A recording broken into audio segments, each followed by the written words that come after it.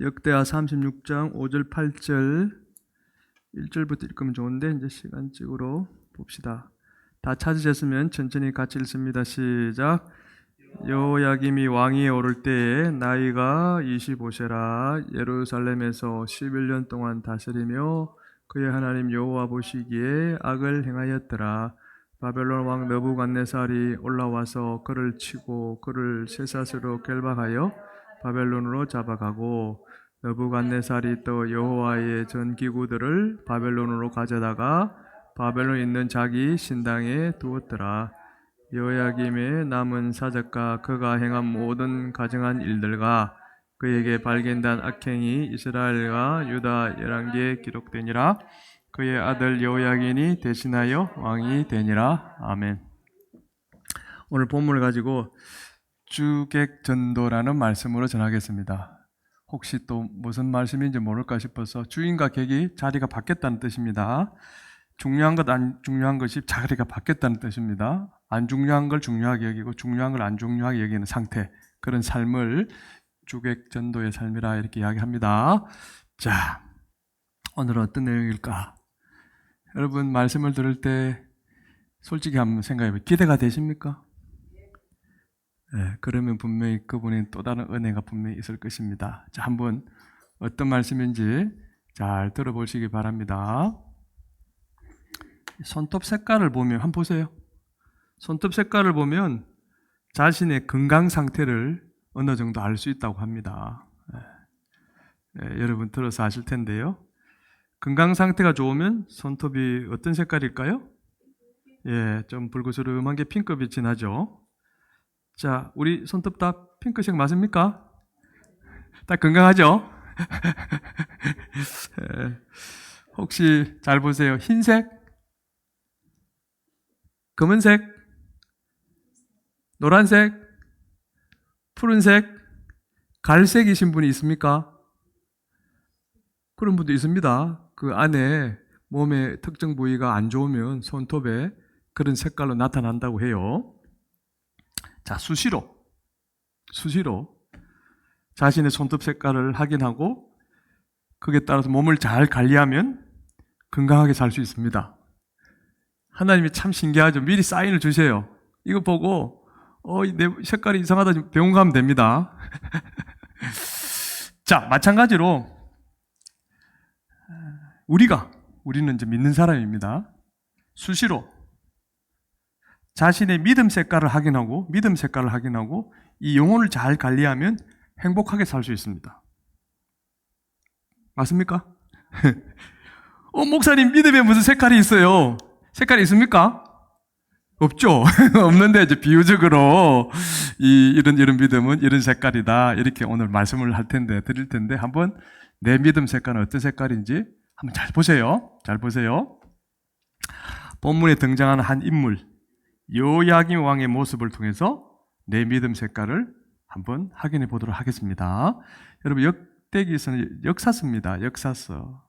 이스라엘의 역사에 세상 역사에 하나님이 어떻게 개입하셔서 일하셨는지 그 일들을 기록해 놓은 게 역사서입니다. 자, 오늘 읽지는 않았지만 1절 시작. 그 땅의 백성이 요시아의 아들 요아스를 세워 그의 아버지를 대신하여 예루살렘에서 왕으로 삼으니. 자, 요시야라는 사람이 나옵니다. 왕입니다. 그는 남유다의 20명의 왕이 세워지는데 그 20명의 왕 중에 16번째 왕입니다. 좀 설명을 더 붙이면 통일왕국이 분단되어졌죠. 솔로몬이 죽고 북쪽 이스라엘, 남쪽 유다. 북쪽 이스라엘은 19명의 왕이 일어섰다가 망하고 지금 망한 상태입니다. 이쯤에는 남유다는 20명의 왕이 일어섰는데 지금 16번째 왕임 요시야 왕입니다. 그는 하나님을 잘 믿는 아주 좋은 왕이었습니다. 우리가 왕을 나눌 때 좋은 왕이 있고 나쁜 왕이 있는데 요시야는 좋은 왕이었습니다. 하나님은 요시야가 남유다를 다스릴 때 남유다를 축복하셨습니다. 이제 평화롭고 풍요롭게 살게 해주셨습니다. 좋은 왕이니까 하나님 그를 통해서 나라와 백성들을 축복해 주셨어요. 그에게는 4명의 아들이 있었습니다. 근데 오늘 그가 죽은 후에 누가 그를 이어서 남유다의 왕이 됐다고 성경은 이야기합니까? 여호아하스. 여호아하스는 요시아의 4명의 아들 중에 막내 아들, 4번째 아들이었습니다. 여호아하스도 아버지처럼 그럼 하나님을 잘 믿는 좋은 왕이었을까요? 아버지가 좋은 왕이니까 좋은 것 보고 자랐으니까 좋은 왕이 되었겠죠? 아닙니다. 여호아하스는 하나님을 잘 믿지 않았습니다. 하나님을 잘 안 믿어도 남유다 밑에 있는 애굽이라는 저 큰 나라만 잘 컨트롤하면 남유다가 계속해서 행복하게 살 수 있다고 믿었던 나쁜 왕이었습니다. 좋은 왕과 나쁜 왕의 차이는 뭡니까? 하나님을 잘 믿느냐? 하나님을 잘 믿지 않느냐? 아유, 하나님 다 잘 믿었을 거 아니에요? 왕인데. 그렇지 않습니다. 20명 중에 좋은 왕은 4명 뿐이었습니다. 그 중에 한 명이 요시아였습니다. 그 아들은 요아스는 하나님을 제대로 믿지 않았습니다. 그래서 요아스는 애굽과 거리를 두었습니다. 좀 더 자세하게 말하면 친애굽이 아니라 반애굽 정치를 했습니다. 애굽에 반하는, 애굽에게 등을 지는. 자, 그래서 결과가 어떻게 됐을까요? 그 생각대로 요아스가 왕일 때 과연 남유다가 축복을 많이 받았을까요? 그렇지 않습니다. 사람 일이라는 게 그래요. 우리 생각대로 될 것 같으면 아무런 걱정이 없겠죠. 그죠? 성경도 보면 똑같습니다. 시작. 요아스가 다스린 지 석 달에 애굽 왕이 예루살렘에서 그의 왕위를 폐하고 또 나라에 은백 달란트와 금 1달란트를 벌금으로 내게 하며 요아스를 애굽으로 잡아갔더라. 요아스가 남유다를 다스린 지 겨우 몇 달? 석 달. 3년도 아니고 석 달 만에 갑자기 애굽 왕이 쳐들어와서는 이 요아스를 왕에서 끌어내렸습니다. 폐위시키고, 그리고 그를 어떻게 해요? 애굽으로 잡아갔습니다. 뿐만 아니라 애굽 왕은 남유다죠, 백성들에게 엄청나게 많은 벌금을 바칠 것을 요구했습니다. 그 액수가 얼마입니까? 은 100달란트와 금 1달란트. 금 1달란트는 34kg예요. 금 34kg. 은으로 치면 100달란트니까 3,400kg. 3.4톤. 오늘날 얼마나 될지 모르겠으면 큰 돈입니다. 그러니까 요아스가 남유다 왕이 된 지 겨우 석 달 만에 요아스 본인도 그렇고 남유다 백성들도 모두 생각과는 완전히 다르게 비참한 상황에서 고통스럽게 살게 된 것입니다. 그래서 이어서 오늘 본문을 이렇게 시작합니다. 시작. 요야김이 왕이 오를 때에 나이가 25세라. 애굽 왕이 요아스를 대신해서 누구를 남유다의 왕으로 세웠습니까? 누구? 여호야김. 애굽이 요아스 왕을 폐위시키고 포로로 잡아가 버렸잖아요. 그 자리에 여호야김을 왕으로 세웠습니다. 여호야김은 요시야의 몇째 아들일까요? 4명 중에 요아스는 4번째, 이 여호야김은 둘째 아들입니다. 그래서 참 성경학자들은 이상하게 생각합니다. 왜 첫째 아들을 왕으로 세우지 않았을까? 본래 왕위 계승은 첫째로 가지 않습니까? 맞이. 그래서 아마도 첫째 아들이 일찍 죽었거나 또는 왕구실을 못할 그런 상황에 놓여 있지 않았을까 이렇게 생각을 합니다. 어쨌든 둘째 아들 이 여호야김을 남유다 왕으로 세웁니다. 여호야김은 자기는 왕이 될 줄도 몰랐습니다. 근데 막내 동생인 요아스가 갑자기 저렇게 되면서 대신 급하게 왕이 됐죠. 자, 여기서 질문. 만약 여러분이 여호야김 왕이라면 반애굽 정치를 계속하겠습니까? 아니면 그만두겠습니까?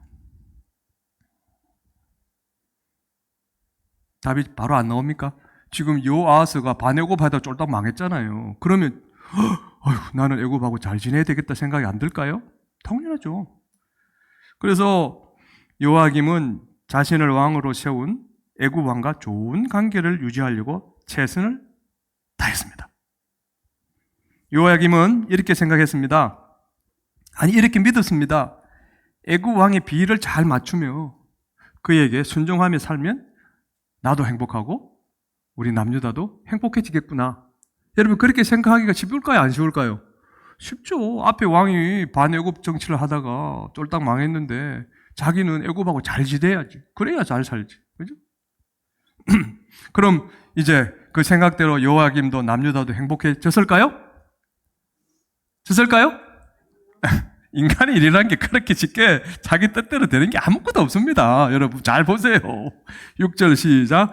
바벨론 왕 느부갓네살이 올라와서 그를 치고 그를 쇠사슬로 결박하여 바벨론으로 잡아가고, 남대없이 바벨론 왕이 남유다를 공격하고 이 여호야김 왕을 쇠사슬로 묶고 바벨론으로 잡아가 버렸습니다. 여호야김은 11년 동안 왕위를 누렸는데요. 11년 동안 소위 간도 쓸개도 다 빼놓고 누구에게? 애굽 왕에게 아부를 떨면서 굴욕적으로 살았습니다. 자기도 왕인데 그 위에 애굽 왕이 시키는 대로 살아야 되니까 얼마나 이게 비참합니까? 그 때문에 여호야김은 바벨론이 저쪽 동쪽에서 점점 더 힘이 강해지고 있다는 사실을 왕인데 왜 몰랐겠습니까? 듣고는 알았겠죠. 그렇지만 누구 눈치 본다고? 애굽 왕의 눈치를 보느라 바벨론과 친하게 지낼 수가 없었던 것이죠.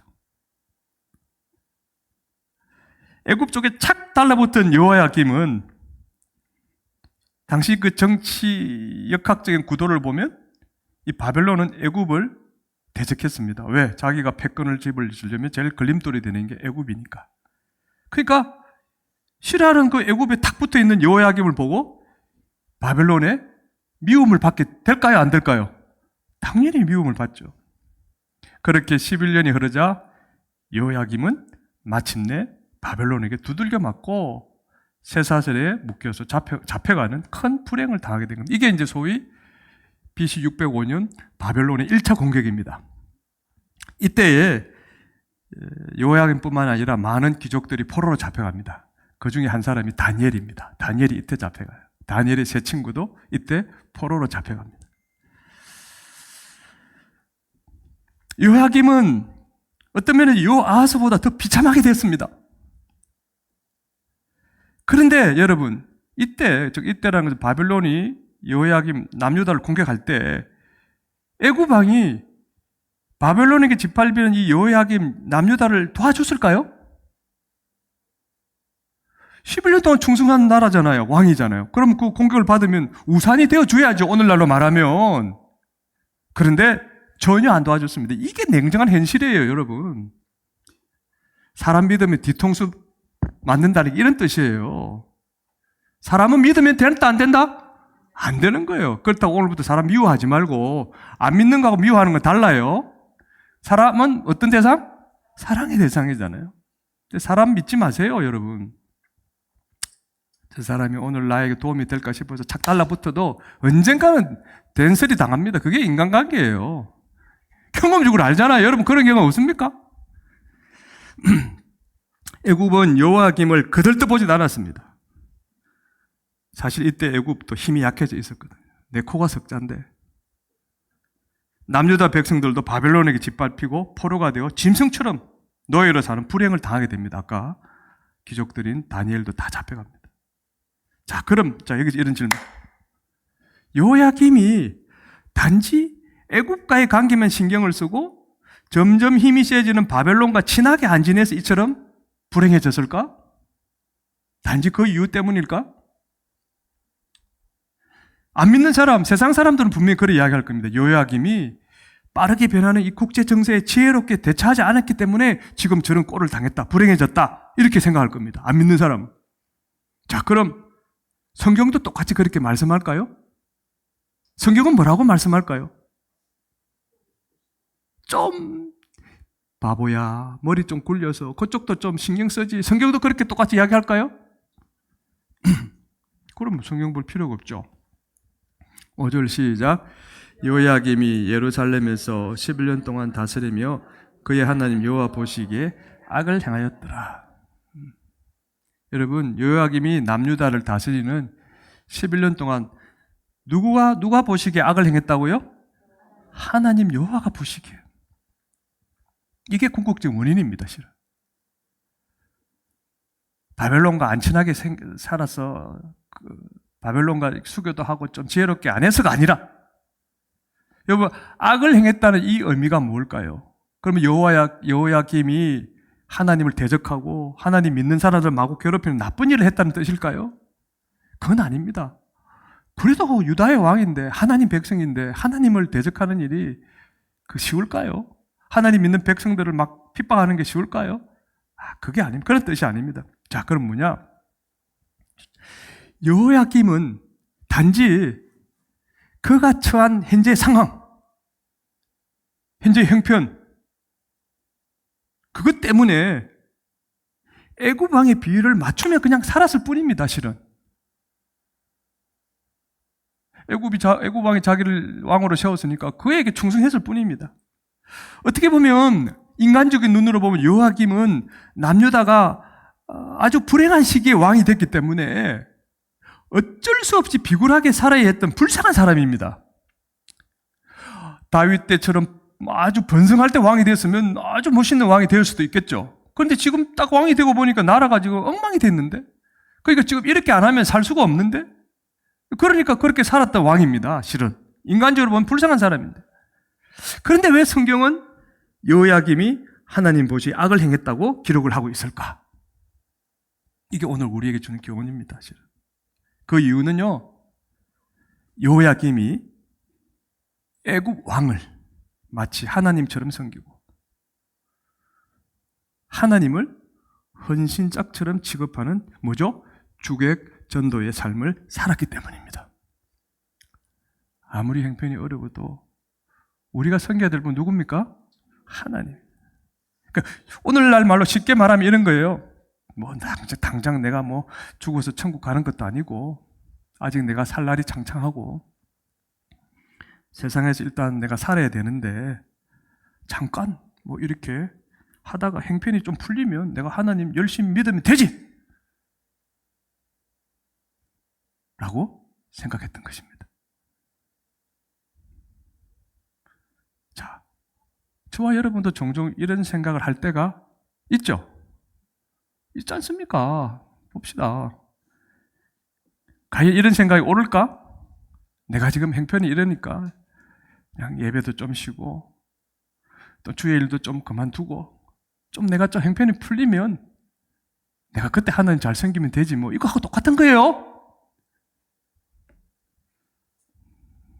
과연 이 생각이 옳을까? 예수님 뭐라고 말씀하실까? 마태복음 6장 24절 시작. 한 사람이 두 주인을 섬기지 못할 것이니 혹 이를 미워하고 저를 사랑하거나 혹 이를 중히 여기고 저를 경히 여김이라. 자, 여기 어떤 분들은 여러분 중에 그런 분이 없길 바라지만 예수님의 이 말씀을 읽으면서 바다가 되는 분이 있을 거예요. 이해가 안 되는 분도 있을 것입니다. 이렇게 생각할 것입니다.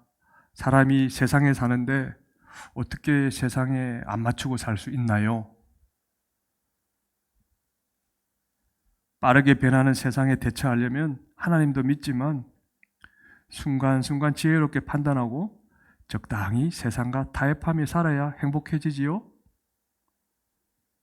덧붙여서 이렇게 또 이야기합니다.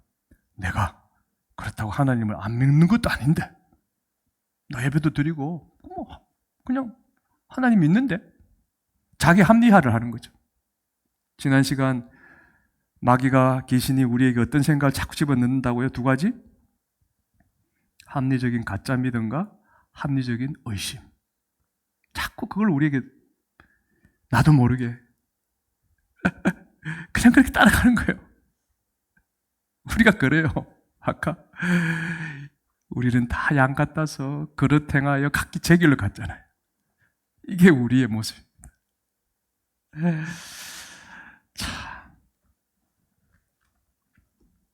자, 이렇게 생각하는 분들 계실지 모르겠습니다. 자, 한번 자신을 돌아보시고, 모르긴 해도 이런 분들은 아마 세상 일에 바빠서 하나님 말씀을 제대로 읽을까?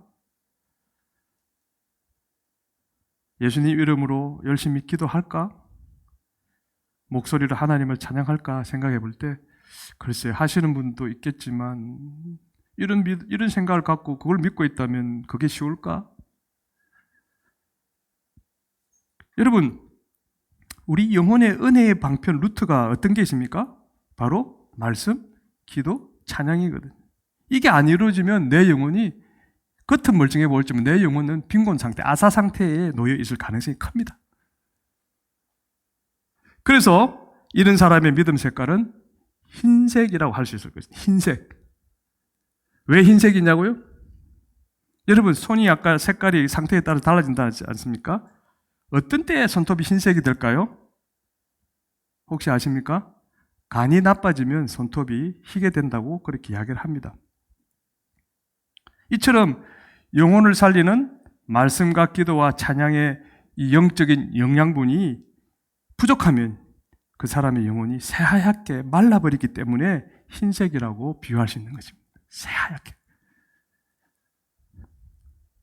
이런 사람들은 영혼이 힘이 없으니까 세상으로부터 악이 들어와도 귀신이 장난질을 쳐도 단호하게 거부하지 못하고 그냥 이 세상의 악에 끌려 살아갈 가능성이 큰 믿음인 것입니다. 믿음이라고 하기도 좀 그렇죠. 나중에 정리해서 다 보여드릴 테니까 한번 들어보세요. 그냥 이런 믿음은 뭐라고요? 흰색. 말씀, 찬양, 기도. 내하고는 별로. 자, 그 다음 요야김은 어떤 삶을 살았을까? 11년 동안 애굽의 똥개처럼 살았죠. 살랑살랑 주인 앞에서 그냥 꼬리를 살랑살랑 흔들면서. 근데 자기도 사람인데 마음속에 자기도 왕인데 이런 마음이 없었을까요? 그냥 다 엎어버리고 그냥 싶을 그때 그런 마음이 한 번도 없었을까요? 사람인데 분명히 있었을 것입니다. 그런데 여호야김은 자 보세요. 애굽에 대한 분노는 꾹꾹 참고 계속해서 애굽과는 가까이 하면서도 정작 가까이 해야 될 하나님과는 오히려 멀리하는 무슨 삶? 주객 전도의 삶을 택했던 것입니다. 그래서 그는 하나님을 찾지 않아도 전혀 두려움을 못 느끼는 그런 믿음의 상태가 되어버렸죠. 하나님 없이도 마음에 조금도 뭔가 꺼리낌이 없이 그냥 그렇게 돼버린 거예요. 스바냐에 이런 말씀이 있습니다. 1장 6절 시작. 여호와를 배반하고 따르지 아니하는 자들과 여호와를 찾지도 아니하며 구하지도 아니하는 자들을 멸절하리라. 사실 하나님이 바벨론을 통해서 여호야김을 잡아간 것은요, 바로 이 말씀대로 사실은 여호야김을 심판하셨던 것입니다. 나를 찾지 않으니까. 그러니까 이처럼 세상이 아무리 자신을 괴롭혀도 그건 억지로 참아요. 먹고 살아야 되기 때문에 어떻게 보면 세상에서. 근데 정작 하나님과 가까이 하지 않는 이 사람의 믿음 색깔은 어떤 색깔일까? 갈색이라고 할 수 있어요. 갈색. 왜? 여러분, 손톱이 갈색이 되는 경우가 어떤 경우일까요? 콩팥에 노폐물이 쌓이면 손톱이 갈색이 된다고 그럽니다. 그것처럼 영혼에 분노가 쌓이고 죄가 쌓이고 이 노폐물이, 영적인 노폐물이 이 영혼에 차곡차곡 쌓이기 때문에 이런 사람의 믿음을 뭐라고요? 갈색이다. 콩팥이 나빠지면 불순물을 걸러내지 못해 몸이 망가집니다. 이처럼 죄와 분노가 영혼에 계속 쌓이면 결국 그 믿음이 아주 피폐해집니다. 실은. 죄와 분노가 쌓이면. 신앙생활을 해도 여기에서 우리가 자유롭지 못하지 않습니까? 근데 그걸 해결 안 하고 그대로 두게 되어지면 자기도 모르게 믿음이 병을 앓습니다. 실은. 또 여호야김이 어떤 삶을 살았나요? 여호야김이 바벨론에게 비참하게 짓밟혔을 때, 자, 우리에게는 최고의 특권이 있습니다. 뭐가 있습니까? 아무리 잘못해도 뭐 하면 됩니까? 회개하면 되죠. 뒤늦게라도 하나님 앞에 회개했을까요? 안 했습니다. 왜? 성경에 회개했다는 말이 1차적으로 없고요. 그리고 그가 진심으로 하나님 앞에 회개했다면 하나님의 심판을 받기보다는 용서를 받았기 때문입니다. 받았을 것이기 때문입니다. 용서 받았다는 말이 없잖아요. 시편 기자 이 말씀 볼까요? 시작. 7편 12절. 사람이 회개하지 아니하면 그가 그의 칼을 가시며 그의 활을 이미 당기어 예비하셨도다. 자, 보세요. 이처럼 문제가 뻥뻥 터지는데도 자꾸 상황, 형편, 그리고 사람 핑계를 대면서 정작 자신의 영혼을 들여다보고 잘못한 게 있을 때 회개하지 않는 사람의 그 믿음 색깔. 어떤 색깔일까요? 검은색이라고 할 수 있습니다. 왜 검은색이냐고요? 여러분, 손가락이 왜 손톱이 검은색이 됩니까? 그 중에 여러 가지 원인이 있겠지만 하나가 피부암에 걸리면 손톱 색깔이 검은색이 된답니다. 그러니까 문제가 표면적으로 터졌는데도 자기를 먼저 살피지 않는다면 영혼에 지금 시커먼 암덩어리가 생겨서 하나님의 진노를 피할 수 없기 때문에 그렇습니다. 내로남불이란 말이 있죠. 뭔 말입니까? 내가 하면 로맨스, 남이 하면 불륜, 똑같이 보는데 자기에게 사람들은 본능적으로 간대합니다. 막 그 정도야, 자기한테는. 우리 성도는요, 자기 자신에게 누구보다도 더 엄격해야 됩니다, 실은. 우리가 늘 잊지 말아야 될 것이 나는 연약한 존재다. 내가 지금 은혜를 받아도 한순간 와르르 무너질 수 있는 연약한 존재다. 이거를 절 잊지 않고 날마다 겸손히 하나님 앞에 엎드리고 회개할 때 자신을 구원해 주신 그 하나님의 은혜에 진심으로 감사하는 믿음을 가지게 되는 거예요. 그리고 그런 사람이 받은 그 구원의 진짜 기쁨을 날마다 누리게 되는 것입니다. 안 그러면 내가 받은 구원, 이거 뭐 내가 뭐 돈을 주고 산 것도 아니고 노력을 해서 얻은 것도 아닌데 너무나 가벼이 여기게 됩니다. 또 요야김이 어떤 삶을 살았을까요? 바벨론이 점점 더 힘이 세워지는 걸 뻔히 보고 알면서도 그는 계속 애굽왕에게 목숨을 연명했습니다. 생사하복의 주권은 하나님께 분명히 있음을 알아야 되는데 그 생사하복의 주권이 오히려 애굽왕에 있다고 그렇게 애굽왕이 붙어 살았던 것입니다. 그렇게 하면 행복해질 거라고 착각하며 살았던 것이죠. 그는 우물한 깨구리 같은 삶을 살았습니다. 이게 참 무서운 거예요. 나는 지금 잘하고 있다. 갇혀가지고 자신을 못 보는 거예요. 그는 하나님이 주변 사람들과 환경을 통해 나를 찾아야 살 수 있다고 계속해서 사인을 주셨는데도 단지 애굽왕에게 목이 메어 살았습니다. 왜 선지자가 이야기를 안 했겠습니까? 왜 믿음 있는 신하가 왕이시여 그러면 안 됩니다라고 간언하지 않았겠습니까? 이거 철저히 무시한 거죠. 그러다 보니 그는 하나님 말씀을 듣고 자신의 믿음을 조절해야 함에도 그렇게 하지 못하는 영적 불감증 상태에 이르고 만 것입니다. 이 말씀 볼까요? 로마 10장 17절 시작.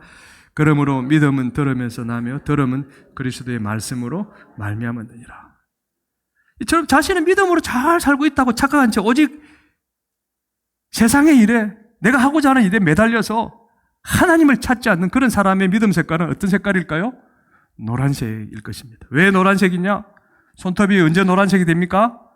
갑상선과 호르몬 분비에 문제가 생기면 손톱이 노래진답니다. 여러분 아십니다. 이때는 뭘 해야 건강을 회복합니까? 먹는 음식을 조절해야 됩니다. 그래야 건강하게 회복됩니다.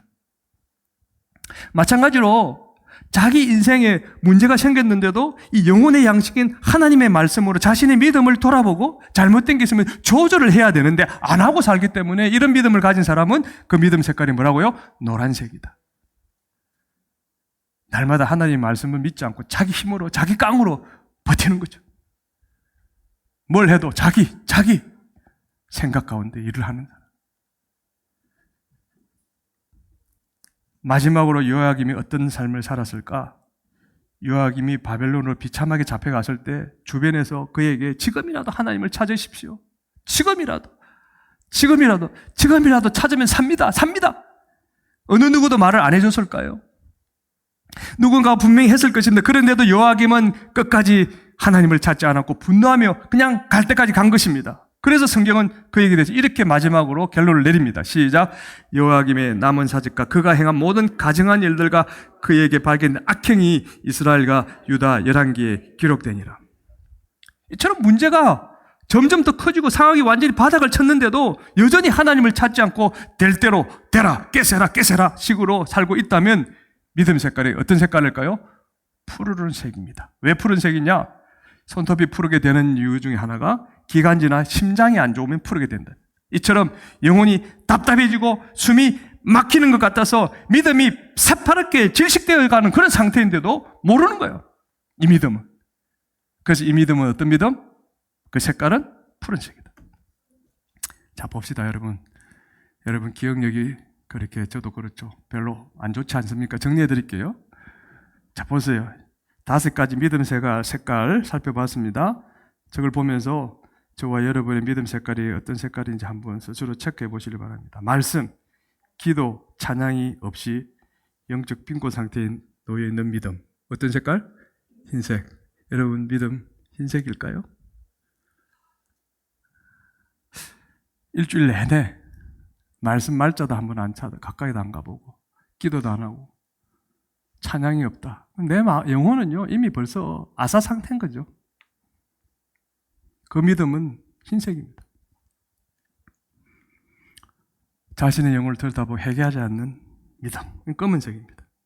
자꾸 누구 탓하고 환경 탓하고 자기 정작 자기를 돌아보지 않아요. 누구 때문에 기분이 나쁘다 이렇게 검은색. 그리고 세상의 일들은 쿡쿡 참고 먹고 살아야 되니까. 그런데 하나님은 전혀 찾지 않는 죄와 분노가 영혼에 칵칵 쌓여있는 상태. 그냥 이런 믿음을 그냥 갈색으로 손톱에 비유해서 보자는 거죠. 비유적으로 하나님 말씀으로 믿음 생활을 조절하지 않는 노란색. 믿음은 들으면서 들어본 그리스도의 말씀으로 말미암느니라 그랬는데 말씀 듣고 내 믿음을 돌아보고 조절해야 되는데 그대로 내버려야 되는 믿음. 노란색이다. 영혼이 답답해서 질식할 것 같아. 하나님을 찾지 않고 모르겠다 나는. 될 대로 되라. 푸른색. 자, 저와 여러분의 믿음 색깔은 어떤 색깔일까요? 저기에 해당되지 않죠? 저기에 우리 믿음 색깔 없죠? 맞습니까? 아멘. 예수 믿고 구원받은 우리의 믿음 색깔은 무엇일까요? 건강한 사람의 손톱 색깔이 핑크색인 것처럼 당연히 핑크색이어야 합니다. 그럼 핑크색은 어떤 믿음의 색깔이냐고요? 반대로 생각하면 되죠. 핑크색은 날마다 말씀과 기도와 찬양으로 은혜에 흠뻑 젖어서 그 영혼이 예수님과 깊은 교제와 동행으로 조그만 것이 잘못되어지면 주님 앞에 회개하고 또 은혜를 구하고 자비와 긍휼을 구하고 하나님을 찾고 그 안에서 마음껏 기쁨과 감사를 누리는 그 색깔. 그게 무슨 색깔? 핑크색. 그래서 우리의 믿음 색깔이 핑크색이 되면요 이사야 선지자가 이런 표현을 썼어요. 이런 행복한 삶을 살게 된다고 말했어요. 이사야서 58장 11절 시작. 여호와가 너를 항상 인도하여 메마른 곳에서도 내 영혼을 만족하게 하며 내 뼈를 견고하게 하리니 너는 물된 동산 같겠고 물이 끊어지지 않은 샘 같을 것이라. 핑크색 믿음을 가진 사람은, 건강한 믿음을 가진 사람은 푸른 초장, 실만한 물가로 우리의 참목자가 되신 예수님의 인도하심을 받게 된답니다. 항상 인도하신다. 핑크색 믿음을 가진 사람은 아무리 나쁜 환경에 놓여 있다 해도 메마른 곳에서도 원망하지 아니하고 하나님을 원망하지 아니하고 세상을 원망하지 아니하고 누구 탓하지 아니하고 그 영혼이 피폐해지지도 않으며 예수님으로 인해 참만족함을 누린답니다. 핑크색 믿음을 가진 사람은 내 뼈를 견고하게 하겠다. 당연히 육신도 건강해진답니다. 핑크색 믿음을 가진 사람은 항상 다른 사람에게 자신이 받은 은혜를 전하는 축복의 통로가 된답니다. 물된 동산 같겠고 물이 흘러가지 않습니다. 물이 끊어지지 않는 샘 같은 것입니다. 물은 은혜입니다. 은혜가 출출출 넘치는 그거를 내만 가두고 있는 것이 아니라 그것을 다른 사람에게 흘러보내는 축복의 통로가 된다는 거예요. 우리 모두 이렇게 살고 싶죠? 사랑하는 성도 여러분, 오늘 하나님이 왜 저를 통해서 이런 말씀을 주실까요? 폭염과 폭우와 지진과 전염병이 만연한 이 시대를 여러분 믿음의 눈으로 한번 보셨습니까? 믿음의 눈으로 보면 우리는 지구가 종말로 치닫고 있는 그 끝자락에 사실 살고 있습니다. 끝자락에. 그래서 말세지 말이라는 표현이 나왔죠. 물론 이것이 우리 인간적인 계산으로 며칠 내에 온다는 뜻은 아닙니다. 그렇지만 그때가 정말 가까워졌다는 것을 이야기하죠. 예수님도 이런 징조가 있겠지만 그것이 끝은 아니라고 그랬거든요. 시작이라고 그랬거든요. 이제 곧 그 종말이 우리에게 닥치려는 그 전조입니다. 엊그제 인도네시아에서는 한 곳에서 7.7의 지진이 일어났죠. 베네수엘라 7.2, 7.5, 콜롬비아 7.5, 그리고 인도네시아 7.7, 불의 고리, 한태평양, 그 안에 일본도, 그리고 중국은 폭풍, 태풍, 폭우로 완전히 젖다먹고 전쟁으로 인해서 많은 일들이 지금 일어나면서 이 세상이 정말 앞으로 어떻게 일어날까 우리는 너무나 어떤 때는 걱정스럽습니다. 그러나 걱정으로 바라보지 말라고 그랬지 않습니까? 지난주에.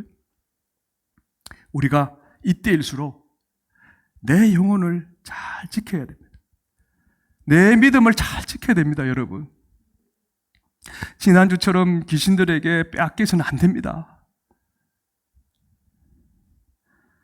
그렇게 주님 은혜 안에 믿음을 잘 지키고 살다가 천국에 들어가야 됩니다. 그러려면 귀찮고 힘들어도 내가 좀 손해를 봐더라도 이 믿음 생활을 정말 잘해야 됩니다. 정말 잘해야 됩니다. 내가 하고 싶다고 하고 하기 싫다고 말고 할 게 아닙니다. 이 믿음의 문제는. 그렇게 하지 않으면 내 영혼이 나도 모르게 겉은 메이크업을 해서 삐까번쩍할지 모르지만 그 영혼은 시름시름 병들게 되는 것입니다. 우리 믿음을 하나님이 아닌 세상에 맞추다가는 내 영혼이 불행해질 수밖에 없습니다. 지금은 정신을 바짝 차리고 살아야 될 때입니다. 그렇지 않으면 세상과 하나님이 뒤바뀐 주객전도의 삶을 살다가 자신도 모르게 마귀의 밥이 될 수 있기 때문에 그렇습니다. 그래서 베드로는 이렇게 말했습니다. 시작. 근신하라 깨어라 너희 대적 마귀가 우는 사자같이 두루다니며 상피의 짤을 찾나니. 믿습니까?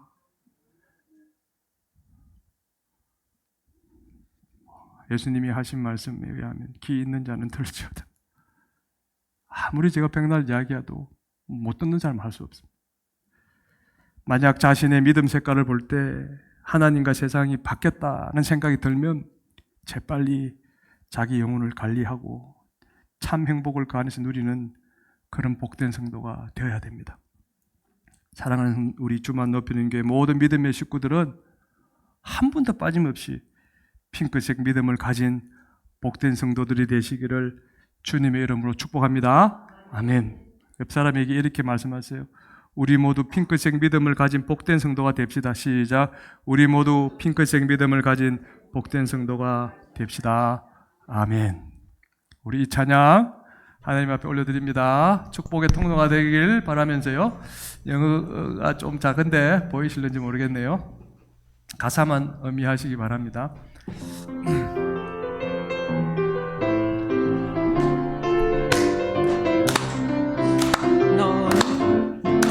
너는 담장 너머로 뻗은 나무 가지에 푸른 열매처럼 하나님의 귀한 축복이 삶에 가득히 넘쳐날 거야. 너는 어떤 시련이 와도 능히 이겨내 강한 발 있어. 전능하신 하나님께서 너와 언제나 함께 하시니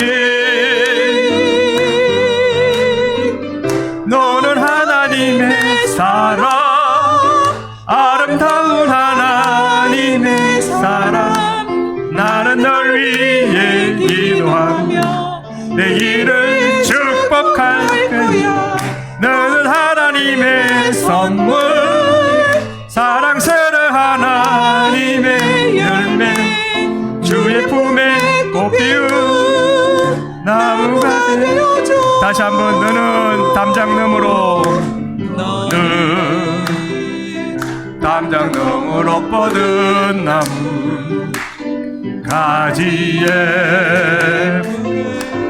열매처럼 하나님의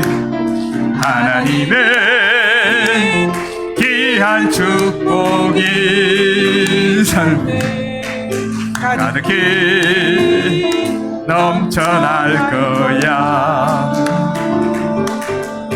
너는 어떤 시련이 와도 능히 이겨낼 발 있어. 전능하신 하나님께서 너와 언제나 함께 하시니, 너는 하나님의 사랑, 아름다운 하나님의 사랑. 나는 널 위해 기도하며 내 길을 축복할 거야. 너는 하나님의 선물, 사랑스러운 하나님의 열매, 주의 품에 꽃 피운 나무가 되어. 너는 하나님의 사랑, 너는 하나님의 사랑, 아름다운 하나님의 사랑. 나는 널 위해 기도하며 내 길을 축복할 거야. 너는 하나님의 선물, 사랑스러운 하나님의 열매, 주의 품에 꽃 피운 나무가. 한 번 더. 너는 하나님의 사람. 옆 사람 손잡고, 너는 하나님의 사랑, 아름다운 하나님의 사랑. 나는 널 위해 기도하며 내 길을 축복할 거야. 너는 하나님의 선물, 사랑스러운 하나님의 열매, 주의 품에 꽃 피운 나무가 되어줘. 나무가 되어줘. 나무가 되어줘.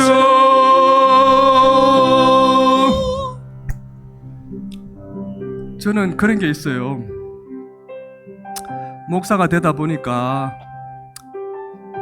성도님들이 정말 믿음 안에서 하나님 잘 섬기는 거, 그거 보면 너무 기뻐요. 사실 저도 잘 못 살지만 어쨌든 저는 맡은 바 미션이, 사명이 그거잖아요.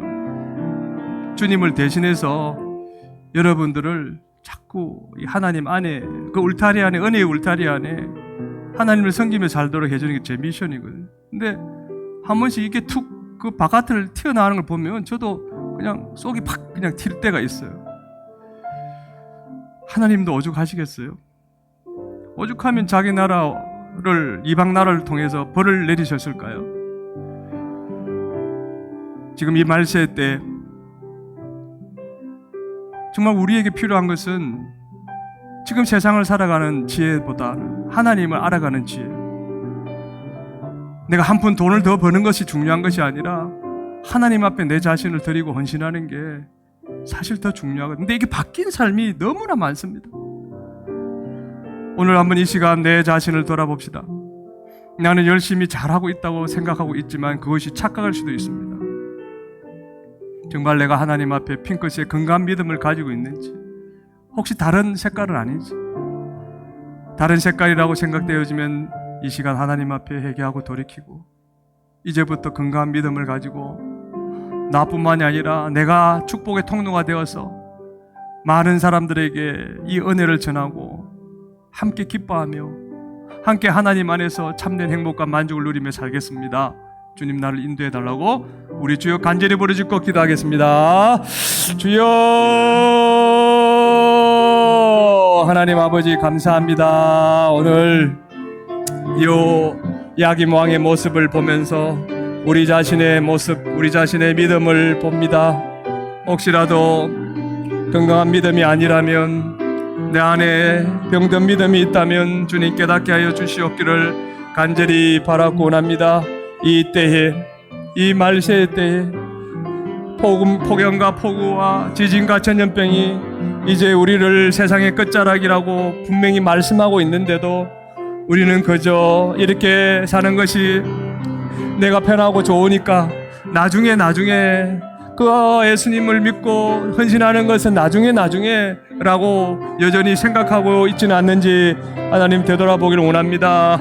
하나님 아버지의 말씀을 한 절도 알지 못하고 기억지 못하고 또 읽지 않은 채 하루하루의 삶을 살아가고 있지는 않은지, 하나님을 찾고 구해야 됨에도 불구하고 그렇게 하지 않고 있지는 않은지, 내가 하는 조그만 일이 그저 내 믿음을 보장해 준다고 생각하고 있지는 않은지, 하나님 아버지 낙심하여서 이제 포기하고 될 대로 되라는 식으로 마지못해 주님 앞에 손만 걸치고 있지는 않은지 하나님 아버지 내 믿음을 찬찬히 되돌아보기를 원합니다. 하나님, 내가 온전한 핑크색 믿음이 되어서 이사야 선지자를 통해서 주신 그 말씀대로 하나님 축복의 통로가 되기를 원합니다. 내 영혼도 육신도 강건해져서 날마다 하나님 아버지 은혜 가운데 거하는 자가 되기를 원합니다. 실만한 물가 푸른 초장으로 인도하시는 주님의 그 은혜 안에 거하기를 원합니다. 주님, 내가 좀 세상에서 손해를 보고 어려움을 당한다 할지라도 결코 세상과 하나님을 바꾸지 않겠습니다.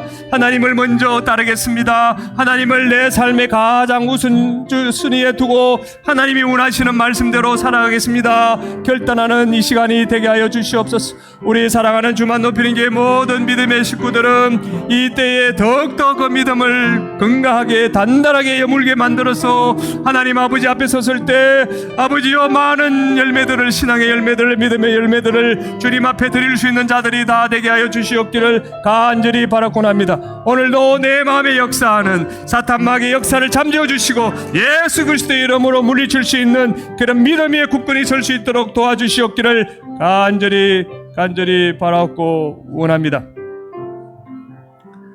오늘도 말씀하시고 우리를 주님의 사랑으로 이끌어 주시는 우리 주 예수 그리스도의 거룩하신 이름으로 기도합니다. 아멘.